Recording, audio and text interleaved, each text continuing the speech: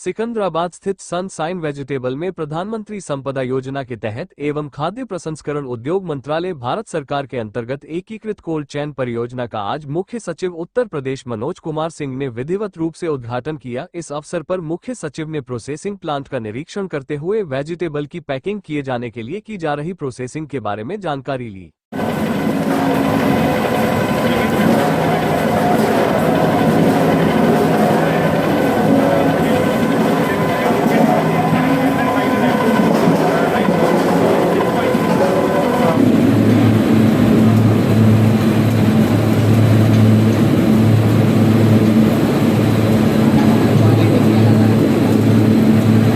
इस मौके पर आयोजित कार्यक्रम में जनपद के प्रगतिशील किसानों को भी सम्मानित किया गया। प्लांट में इस एकीकृत कोल्ड चेन परियोजना का शुभारंभ होने से वेजिटेबल की खेती करने वाले किसानों को उनकी फसल का अच्छा मूल्य मिलेगा और किसानों की आय में भी वृद्धि होगी। इस अवसर पर आयुक्त मेरठ मंडल मेरठ सेल्वा कुमारी जे, जिलाधिकारी चंद्र प्रकाश सिंह, एसएसपी श्लोक कुमार, उपाध्यक्ष बुलंदशहर विकास प्राधिकरण डॉक्टर अंकुर लाथा, सीडीओ कुलदीप मीना सहित संबंधित अधिकारी उपस्थित रहे। ये आज का दिन एक ऐतिहासिक दिन है आपके बुलंदशहर के लिए, जहां इतनी बड़ी एक प्रोसेसिंग प्लांट कोल्ड चेन आज शुभारंभ किया गया। मैं आपको ये बताना चाहूंगा कि उत्तर प्रदेश खेती के लिए पावर हाउस है, हिंदुस्तान के लिए ही नहीं बल्कि पूरी दुनिया के लिए। मैं दो तीन बातें आपको बताऊंगा, आपको इस पे यकीन होगा कि जो मैं कह रहा हूं वो सही है। पूरी दुनिया में जितनी जमीन है उसके सिर्फ 10% हिस्से पे खेती होती है, बाकी में आप देखोगे रेगिस्तान है, जंगल है, बर्फ है। लेकिन हिंदुस्तान में ये आंकड़ा लगभग 45% है। हिंदुस्तान के 45% हिस्से पे खेती होती है।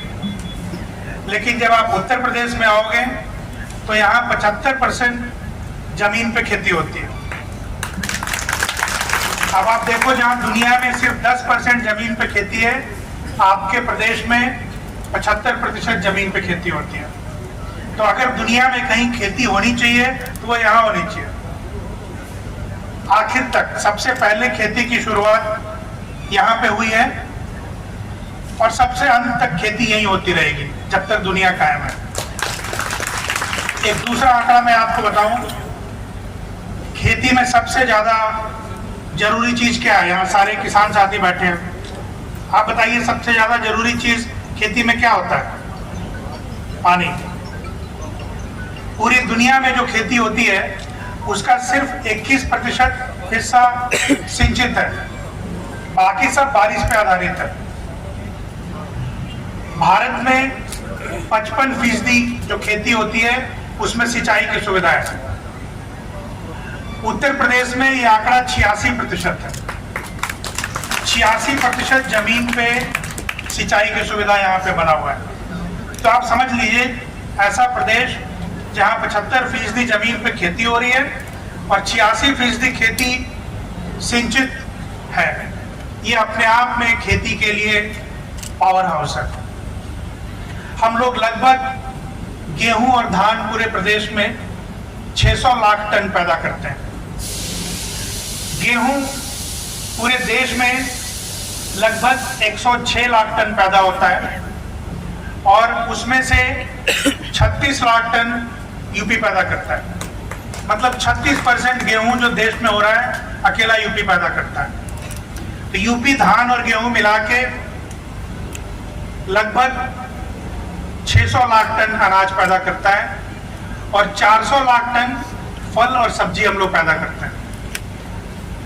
बहुत बड़ा स्कोप है, बहुत ज़्यादा स्कोप है सब्जियों की खेती को बढ़ा के और किसानों की आमदनी को बढ़ाने का, और प्रदेश में और देश में बाहर से पैसा लाने का। जैसा सागर जायसवाल जी बता रहे थे, बहुत ज़्यादा स्कोप है। कई सरकार खाद्यान्न को एक्सपोर्ट नहीं करने देती है क्योंकि देश में खाद्यान्न की कीमत बढ़ जाएगी ऐसा मानकर। लेकिन इस तरह की सोच या इस तरह की रोक फल और सब्जियों पे लागू नहीं होता है। फल और सब्जी आप जितना चाहें जब चाहें एक्सपोर्ट कर सकते हैं, लेकिन फल और सब्जी जहां आप एक्सपोर्ट करने निकलते हैं तो हर देश की अलग जरूरत होती है। ऐसा नहीं है कि आपने आलू खेत से खोदा, बोरे में बंद किया और दुबई भेज दिया, ऐसा नहीं होता है। आम जैसे पिछले साल यहाँ से काफी एक्सपोर्ट हुआ, पहली बार अमेरिका तक गया यहाँ से आम। लेकिन मैं आपको बताऊं, आम को पिछले साल मैं देख रहा हूं डायरेक्टर हॉर्टिकल्चर यहाँ जो रहे हैं वो बैठे हुए हैं, तोमर साहब, ये लोग और मंत्री जी रशिया गए थे आम लेकर, और आप सोच नहीं सकते कि रशिया में आम कैसे बिकता था। 1 किलो आम इनको 1000 रुपए का बिक रहा था। ये 70 रुपए किलो आम खरीद कर ले गए थे, ले जाने में वहां लगभग 200 रुपए किलो खर्चा आया था, लेकिन आम वहां बिक रहा था 1000 रुपए किलो। अगर आपको आम अमेरिका भेजना है तो उसमें हॉट वाटर ट्रीटमेंट होता है, गामा रेडिएशन होता है। अगर जापान भेजना है तो उसमें हॉट वाटर वेपर ट्रीटमेंट होता है।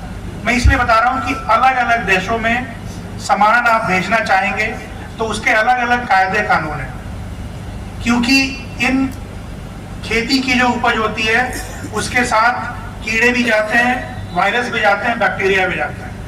तो कोई देश नहीं चाहता कि दूसरे देश का कीड़ा या बीमारी उनके देश में आ जाए, इसीलिए वो सीधा बोरे में भर के नहीं जाने देते हैं। आपको एक तरीका उन्होंने बता रखा है कि ऐसे ट्रीट होगा, ऐसे प्रोसेस होगा, और आपने ऐसे ट्रीट और प्रोसेस किया है, उसके लिए ये टेस्ट रिपोर्ट चाहिए।